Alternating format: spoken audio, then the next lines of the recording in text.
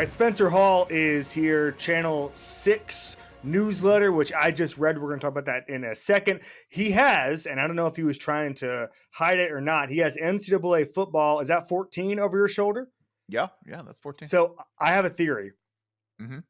In the time since the last NCAA football game came out, yes, I have improved my life in so many different ways. I've gotten married to someone I love quite a bit. I have a child. I make significantly more money than I used to a decade ago. Thank God for that. I've lost 60 to 65 pounds, depending on the day. When this game comes back, it's all gone.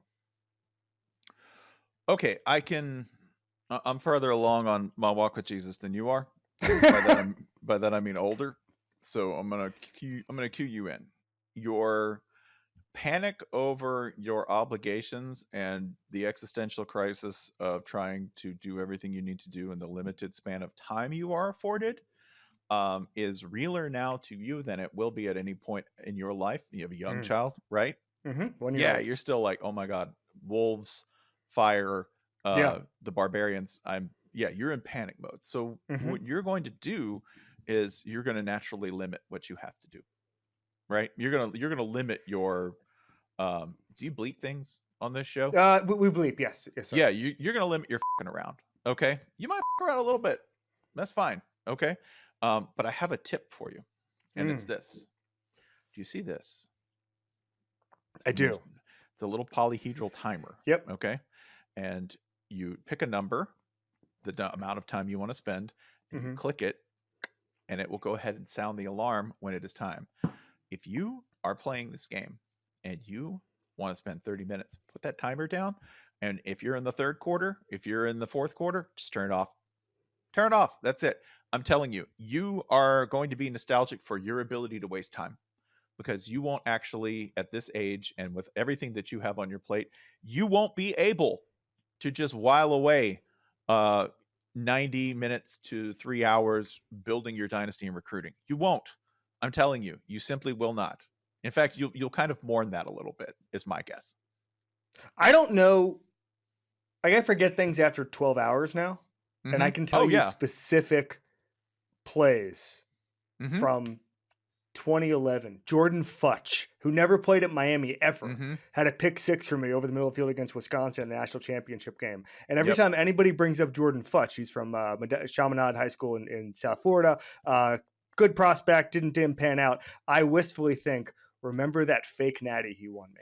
And there's no other relationship I'll ever have like that with the game. Listen, I did things with 2007 West Virginia that they're lost to the mist of time. But like, I would play games just to get 100 yards rushing with everyone in the backfield. That's it. You go, we're going to get 100 yards rushing, which is, by the way, in a game where passing is really easy, perverse. If you want to get into the kinky stuff, run the ball. The theory about Mario Cristobal not taking a knee is that he wanted to get Don Chaney to 100 yards, and then he denied that. But it seems like it would have lined up because he was at like 98 yards. Listen, I'd respect a gamer if that were the case. That's it. If Mario Cristobal had been like, hey, you know when you're playing NCAA and you want to get to a guy to 100 yards? Tokens? Like half the people in the room would have been like, baller. Respect. Great job. So you at Channel 6, you and Holly just wrote a piece about the bastard sons of Patrick Mahomes. And I read it. I thought it was great. Thank you. Essentially, what the argument you're making is like, this is the generation of quarterbacks who break all the rules, who can play out of style. And like, it's so funny because I think a lot of times there's such a copycat element of football that in the NFL, it's like, oh, after 2019, it's like everybody's got to get a Deebo Samuel type, and it's like, well, good luck, because there's one Deebo Samuel, there's one of them, and if you draft a bunch of huge guys who break tackles, they're not going to be fast enough. They're going to catch the ball, and then all of a sudden you're going to overdraft guys. Like the best example of this is after the Legion of Boom Seahawks. The lesson, instead of like incredible defensive schemes or having Earl Thomas, having Cam Chancellor, Earl Thomas, the lesson that other teams took was 6'3" cornerbacks. And so all these guys, I think it was Stanley Jean-Baptiste was his name. He's going in the second round from Nebraska because he's 6'3", and like we're gonna get our Brandon Brown or Richard Sherman. It's like no, actually, you learned the wrong lesson. And so a lot of times when you're trying to get the next blank, you learn the wrong lessons. But this to me feels different because it's a type of player that is able to play outside the rules, know the rules in order to break them, is the old line. I'll give it to you. What do you think about this generation, this crop of quarterbacks coming into the draft in 2 months? So I think a lot of changes have happened structurally to not just make these quarterbacks want to play by, like, say, a Patrick Mahomes, where you know the rules and break them, or maybe don't know the rules and break them anyway. I think this is how quarterbacks have to play now. And I think and I talk about that a little bit in the piece, which of course, you could go to Channel 6, just Google it, Channel 6, Spencer Hall. Boom. Oh, look, there it is. For just $10 a month, you can get all of these and so much more. If you read it, I believe the decline in offensive line play, which is a result of a couple of things. Offensive design is different, and defensive firepower is different. The change in, like, if you are a youngin', you are used to absolute feral beasts playing defensive end. This is still relatively new. Defensive ends used to kind of rush, but also just hold position so linebackers could do stuff, right? Yep. That was the defensive line for the most part, right? We used to have these guys with like Ted Washington, who roamed in the middle of Ted Washington. I love you, Ted Washington. You were a big ass dude.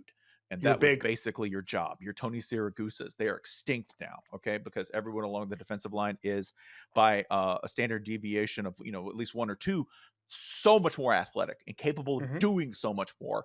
And when you get those guys, defensive coordinators go, ooh, cool. You know what I can do with you? Anything. I can put you in pass coverage. I can drop you if I want. I can run a stunt where you'll actually get pressure on the outside. So does Brian Kelly know you can do that with Harold Perkins? Brian Kelly does not know you can do that with Harold Perkins. Poor Brian Kelly. He can't get that right. He can't, because the rule move is probably to put Harold Perkins at his weight, which I think Harold's like 225, maybe 230 after lunch. The real move is to put him at inside linebacker. And the real move is to teach him how to do that. But he can't win because of what everyone saw in year one. It sucks. Yep. It does. Yeah. Anyway, didn't mean to interrupt. Keep going. Yeah. So what quarterbacks have to do now is they're going to have to do that. The plays that we used to say were exceptions to the rule are now the rule, right? The kind of offenses that we run. Okay. I know a lot of people will want to say, well, it's because spread offenses changed. No, spread offenses evolved out of necessity. Yes. Because they were targeting weaknesses in defenses. Now defenses have very few weaknesses. Like they do so many different things, and the players who are from top to bottom, I think the position that suffered on defense most is linebacker. Like your traditional linebacker, to me, does not resemble what we grew up with as linebackers. No. Like, they are targeted. They haven't been hunted to the point of extinction. They've just had to evolve, right? Your average linebacker is either now a very large defensive end or a very small defensive end, or they are a very large safety. Right. That's kind of like if you had to sort of cast either one of them. Nobody, I think, plays that sort of true the true middle linebacker. I don't know when that exactly died out. Probably the minute the air raid was invented. That's probably the minute the middle linebacker as we know it just disappeared. So I just like the visualization of the air raid coming in, and then all of a sudden, like, the middle linebacker is like an old timey guy waiting outside the gates of the factory looking for work. Like literally that moment, he was like, "Uh-oh." Right. Time to do something else. And that dynamic, by the way, like that still exists. The same kind of tactics that can sometimes take players out of schemes entirely. What was one of the biggest plays run in the Super Bowl? Mesh. Yep. Mesh. Like mesh is like the oldest play in the playbook at this point, right? It's practically triple option old, right? It's a halfback ISO of the modern age. Yep. And the Chiefs rode it to a Super Bowl championship, right? It still works. So this is my roundabout way of saying, I think all of these factors combined with the decline in offensive line play, because you just don't get the same roster development. You don't get guys on the same team as consistently. And they're asked to do less because I'm going to take it back to like your roots. College football doesn't prepare you to play professional football. It is like law school, right? People say law school doesn't prepare you to practice law. Being an undergraduate degree in English, well, what are you going to do with that? Well, I got it. It got me to the league. What does an undergraduate degree in football get you? It doesn't prepare you to play in the NFL. It doesn't necessarily have to. That's not a college coach's job. That's my biggest thing is people say, so I've argued in the past, okay, so the Baylor system a decade ago wasn't teaching quarterbacks to identify the Mike linebacker. And I remember asking Bryce Petty about this. And at this point, I'm like, I'm an NFL reporter. I'm thinking like all of these coaches are complaining and saying these quarterbacks aren't ready. And Bryce Petty, to his credit, was like, why is this Baylor's job? Baylor is supposed to win college football games. And I over the past decade, I've come around more to the Bryce Petty line of thinking, which is I don't think it's not their job. Again, it's not analogous to anything with graduate school. It's not. I guess Mario Cristobal is a bad example, but like it's not Mike Norvell's job to get Jordan Travis ready to play in the NFL. It's Mike Norvell's job to win the ACC and then lose by 60 points in the Orange Bowl. And I think that there's I think that there's sometimes like, do you remember when Urban Meyer hired Scott Loeffler? Of course you do, to be the Tim Tebow NFL prepper. Yes. And then like a week into it, it was like, yeah, we're just not going to do that. We're just going to pretend that never happened. We're not preparing Tim Tebow for the NFL. That's Urban Meyer was right. Yeah, that's not their job. That's not what they get paid to do. I have a box score from a Texas high school football game from last year up at the moment because it was flying by on Twitter, and it was between Liberty Hill and Hutto. If you're not familiar with Hutto, they are the Hippos. And the score in this game is 82-80. It is a disgusting score according to some, and to me, absolutely marvelous. Beautiful. Because, baby, that's Texas high school football. None of these tactics that they are using, which, by the way, Liberty Hill runs a slot T offense, sort of akin to the wing T. Yep. They run the slot T. Nobody complains about the slot T at the college level because they know the high school guys are doing what they're supposed to do. It's only when you involve the potential of earning millions and millions and millions of dollars playing or coaching, and I think coaching is probably the more relevant point to make here, that we start to worry about, well, is this preparing you for the pros? Who cares? Liberty Hill ran the ball 53 times for 782 yards with a grand total of 1 pass attempt. A couple of those guys will probably still get scouted to somewhere in college because they'll make it work. Now, the circumstances that we face both at the college and the NFL level feed into each other because quarterbacks now have to make these kind of outlandish improvisational plays, have to be willing to take these kind of chances because pressure is greater than it's ever been before. The amount of protection they receive is going to be 3 seconds at most, if you're lucky, in a college offense, not much less a pro offense where that number is going to decline even more. And because it works, you wouldn't be seeing these guys being drafted this high, and you wouldn't see their teams win this many games if playing that kind of high risk, high reward ball didn't work. It is a testament to the volatility of this year's quarterback class and the current state of offensive football and the prowess of defensive football that the guy who is the safest pick, the words are actually coming out of my mouth here, Kevin Clark, Bo Nix. Bo Nix is one of the most conservative picks you can make in this class numerically, just based on the stats. When you look at, because we used to do this, we'd go, okay, well, what's a great indicator of a quarterback's accuracy and his ability to manage risk? You would go completion percentage and turnovers. Go look at Bo Nix. Bo Nix this year, clean sheet. If I took the name off of it and we took anybody in the last 30 years, you would say, I don't know, man, this guy can tote the mail. He may not push it downfield. I see that A dot. The average depth target's pretty low. But if I was the kind of guy who wore a belt and suspenders, if I ran a ball control offense and I wanted a guy who was, sorry, Cam, a true game manager, I would probably take Bo Nix if I just wanted to make a safe pick and say the 3rd or 4th round. I'm going to interrogate this. One thing I'm not going to do is tell you about the butterfly effect between Patrick Nix, Bo Nix's father, running the worst offense I've ever seen for the 2008 Miami Hurricanes. Despicable. A straight line, by the way, to Bo Nix going to Oregon. When you consider the collapse that started the Miami football program, Mario Cristobal having to leave Oregon to save it, and he will save it, and then Bo Nix going to Oregon. I'm not going to do that. I'm definitely not going to go through that whole butterfly effect. It exists. But I want to interrogate this Bo Nix thing. You would draft him where? Oh, as low as possible. because I don't think, considering how much of him I have watched and where I think his overall athleticism is, I think he's hit a ceiling. I think he is a great college football quarterback at this point. I do not think he is a professional quarterback who is going to sort of make a difference. He might be a guy who's a spot starter. He might be somebody who can win a game or two while your starter is out and injured. But I do not think he is the guy you would want to build around long-term based on what I've seen. And if he did, you'd want him to sit on the bench so long that he'd basically be an entirely different player by the time he got off the bench, right? A luxury that very few teams can afford at this point. And if you look at teams that have been forced to do that, they don't have winning records. They don't do well.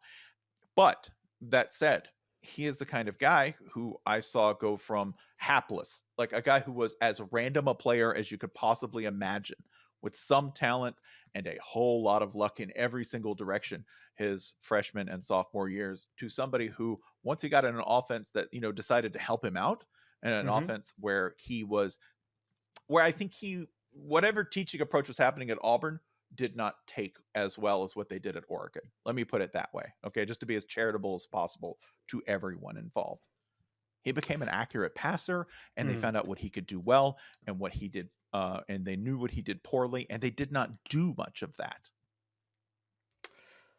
I didn't anticipate a Bo Nix section of this podcast. I'm glad it's happening. Are there other, as a college football fan, just as someone who enjoys it, and I've talked about Danny Staples with this, but like Roger Sherman every single year is usually pretty correct when he just goes, yeah, I don't know, man. I watched a lot of Big Ten football and this guy seemed good. And then that guy's good, like in week 7, and everybody's like, where'd this guy come from? Well, if you watched ESPN at noon at any point for the past 4 years, you'd probably see a pretty good safety. Are there guys like that for you that are kind of your college football crushes that you think will do well in the NFL?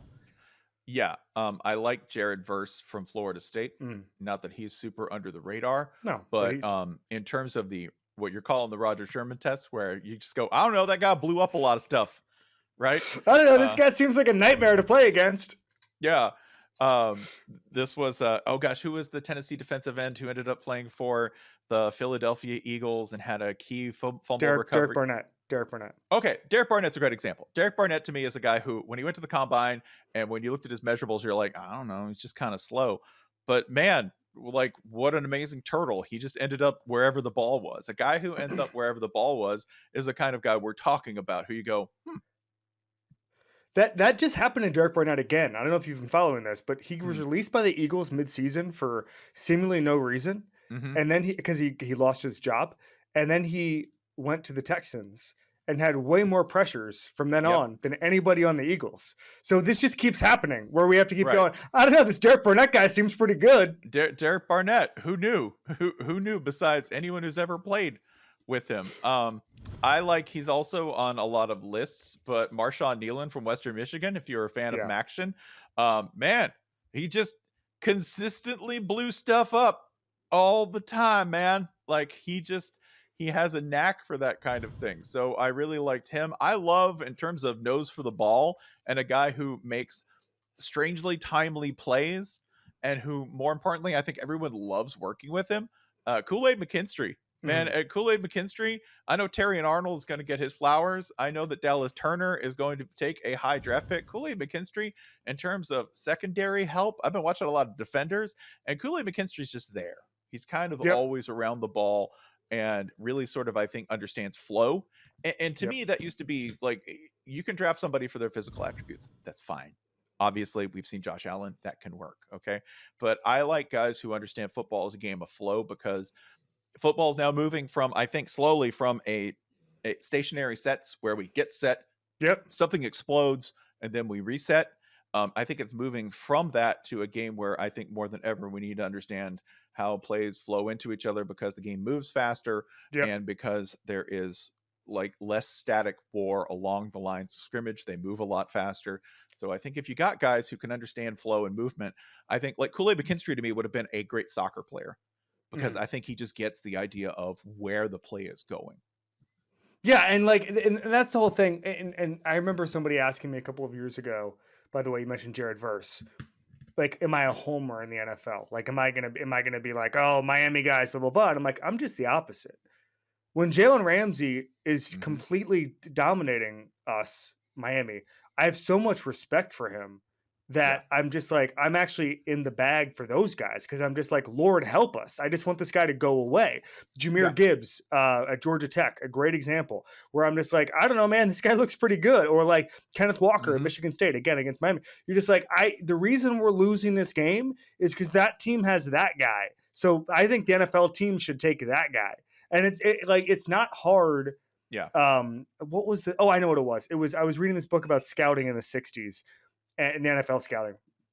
And they were saying that the team that revolutionized football, I honestly forgot what it was. The team that revolutionized football and like hit on everything, I think it was the Steelers actually in the 60s and 70s. Yeah. That the way they drafted like a billion Hall of Famers in a 5-year period. And what they started to do was they would just send a survey to college coaches being like, hey, who's the best player you played against?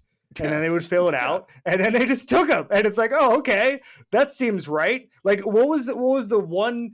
I remember Bill Simmons used to ask me one time. He said, when we're hiring stuff, he would go, hey, who's the one writer where like you log on and you're like this guy wrote again, this gal wrote again. Like, I wish that wasn't happening. Like, that's the best test you can do. Like, why? I don't want to compete against this person, and then you bring in that person. That's what you do. Yeah. Anyway, unless, I mean, if you're a quitter, sure. But, me, I want to write against that person. You want to destroy them. Oh, yeah. Yeah. Like, if I see Brian Phillips has written something, I'm like, okay, come on, player. And then he bodies me. And anyway. But it's fine. It's fine. You fly to the World Cup. You just decide to fly to the World Cup and say, I'm going to fly to the World Cup and I'm going to do that. Yeah. I'm going to do that. But I'm built different. You are built different. You have a little timer clock. I don't have anything. Why should you bet with Caesars Sportsbook? 2 words: Caesars Rewards. Every bet brings you closer to the types of benefits only Caesars can offer. Hotel stays, VIP experiences, sports and concert tickets, and more. It's not just an app, it's an empire. If you were to, and you mentioned the flow thing, but like, if you were doing a masterclass in front of scouts, we're at the combine, every scout's looking at you, and you could change one thing about how they approach the sport, just as someone who watches a different level, and I watch both of them, and I love it. I focus more on the NFL from a content perspective, but I love the sport of college football. Like, when if you're talking to scouts and say, guys, understand this about the college game, like where would you start, Spencer? I think I would start at you need to understand how unfinished everyone is, which I think most scouts understand, right? I do think they get that. And I think they also need to understand, not that they don't already, because I've come to really respect NFL scouts a lot because I think they have a very difficult job. And I think that maybe when I came in, I think I unfairly focused on maybe the lunatic fringe of NFL scouts who ask things like, what would you rather rob, a convenience store or a bank? Like, nobody seems to like, don't hear bank. Yeah. See, I say convenience store because cheap thrills. I can't turn it down. Also, you're not going to. When you do convenience store, you get to do the thing where you also like at the end just grab like Big League Chew just for the principle. You're just like, I'm taking this too.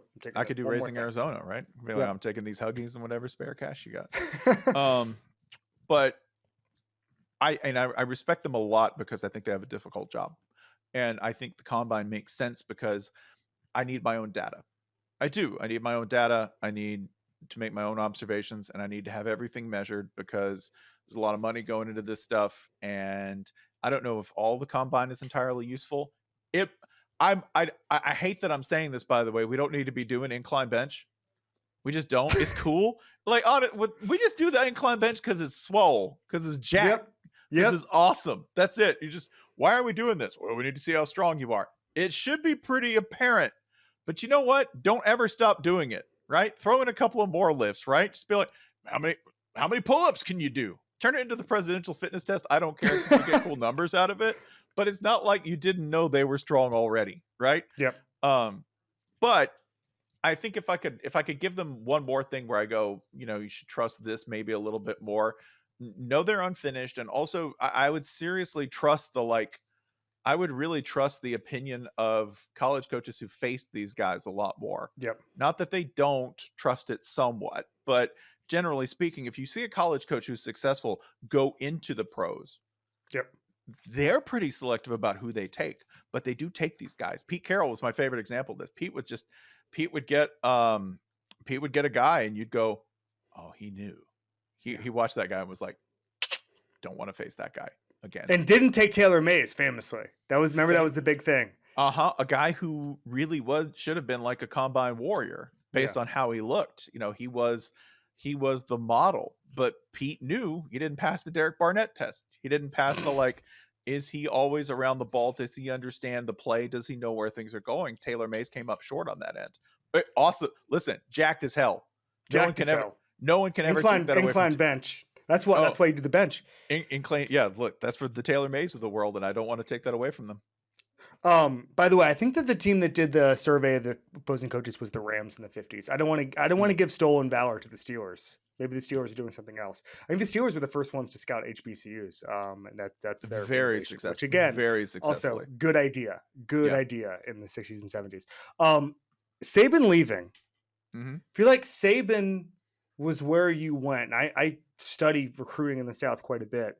There were these guys. It's funny because you know how Notre Dame always has the number 1 ranked class 2 years out because they identify Notre Dame guys and then everybody else passes them. But there's a certain type of academic minded player who really wants to go to Notre Dame, or they're just from Archbishop Moeller and they just commit when they're sophomores. It's like that.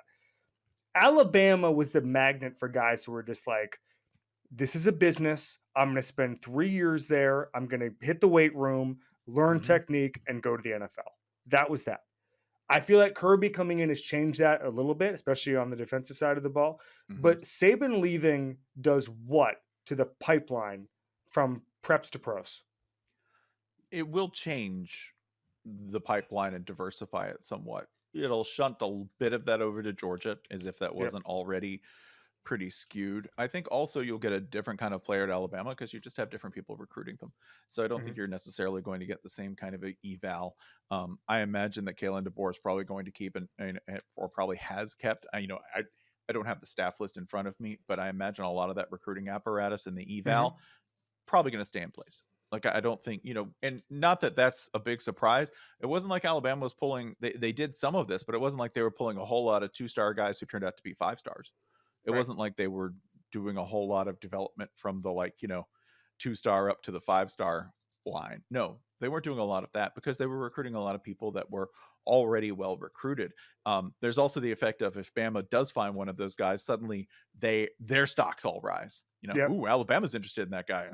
We better line up at the trough too. So I think it does change the pipeline somewhat, but not as much as you might think, because one, I think Kalen DeBoer is going to get on the stick pretty quick. I don't think I think he's not just competent, but pretty good at this. And if he's not really great at SEC recruiting yet, I think he's going to get good because he definitely has the resources to, which is an important part of it. And he's got the incentive to as well, because now the knife is at the back of his neck. He's got the sword of Damocles. That's what you do as Alabama's coach, is you sleep under the sword of Damocles every night and hope it doesn't fall. And that's him now. It won't change as much as people think because Alabama's always a pull. Alabama's always, go back and look. I think people have forgotten this because there is a troubled period in the 2000s where they have some off seasons. They do not have a string of bad seasons like some programs. Go Gators. That's not something they do for long. You might have a 4-win season, but they're going to rise back up because the overall institutional commitment to football is too strong for them to tolerate falling that long.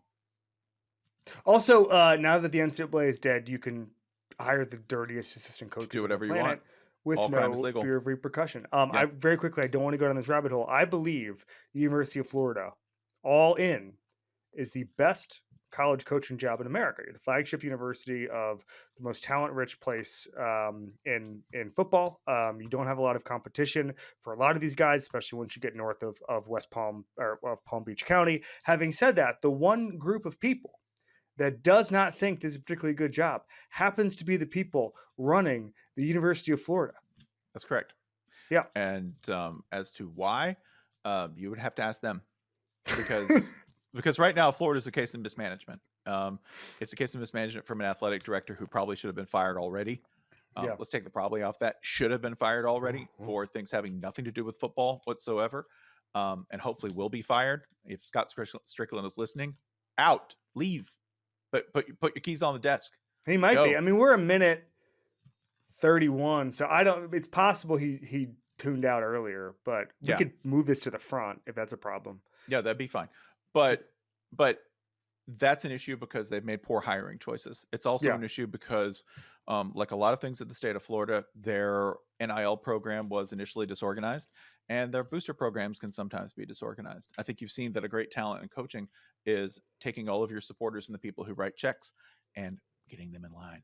That's one thing that Mario Cristobal has been good at Miami. It's one thing that Nick Saban was a master at a place that has eaten coaches before with internecine warfare amongst boosters, Alabama. So he's done that at 2 different places. I think that's probably as remarkable an accomplishment for Nick Saban as anything else on his resume. He managed to get the boosters at LSU and Alabama on the same page, something that very few people have ever done at either institution alone, let alone in combination. I'll say this. There are people who are like, well, after John Ruiz kind of ran out of money there a little bit, that Miami is going to go back down to earth. If NIL is a contest of who has the most shady billionaires, good luck, buddy. That's what I'll say. That's what the city of Miami will say to the rest of America. If it's a shady billionaire contest, buckle up your chin straps. I'm afraid the University of Florida only possesses things like, I don't know, real estate billionaires and people who are citrus billionaires. Large, stable entities, I'm afraid, is the deal at the University of Florida. So it's very old school in that sense. Might still write checks, like actual checks, as opposed to, can I pay you in crypto? That would be the big difference. You need some Bored Ape billionaires is what you need. Yes. Middle-aged men in the Kanye slit sunglasses. When I saw that our mayor, Miami's mayor wanted to like all currency be in like a boutique altcoin, I knew we were going to win a national championship. All right, last thing, best quarterbacks in this class, rank them. The best quarterback is Caleb Williams. I feel pretty strongly about that. I think he is just a preternaturally talented athlete who didn't have a whole lot of help last year. I think his second year tape, his third year tape is probably what you want to look at, not last year's, because I think Lincoln Riley did him no favors. So I would say Williams, May, though he's a gamble. I think that's a huge gamble with May. I think Daniels, provided he slides, and he really sort of works on his intermediate passing game. I don't think we harp enough on the intermediate passing game with him. It's just not as good as his deep ball. Also, a lot of help in terms of completing that deep ball because he had a great supporting cast, but still a phenomenally talented guy who just needs to avoid the hits that will drive him out of the league. And then after that, I would have Penix, then Nix. And then I think it's Michael Pratt from Tulane. I think it's Michael Pratt. I might have the first name wrong there, but a guy who, it is Michael Pratt, I mean, like, I think if you want a future journeyman, if you want your Band-Aid, that's a guy you might want to take a flyer on. That's a guy who's starting for the Arizona Cardinals in week 16. Correct. Which, by the way, let's not denigrate that. The world needs that. The world needs the Chase Daniels. Right? Of the Cardinals universe. need week 16 starters, guys. If you're the Cardinals, do you go in confidently saying he's going to be our starter every game? No, you do not. You're a Cardinals fan. You know, right? It's like the Cardinals are the car that you pull out of the driveway and go, glad I have a AAA membership because we're going to be using it, brother. Spencer L., thank you, buddy. Thanks, man.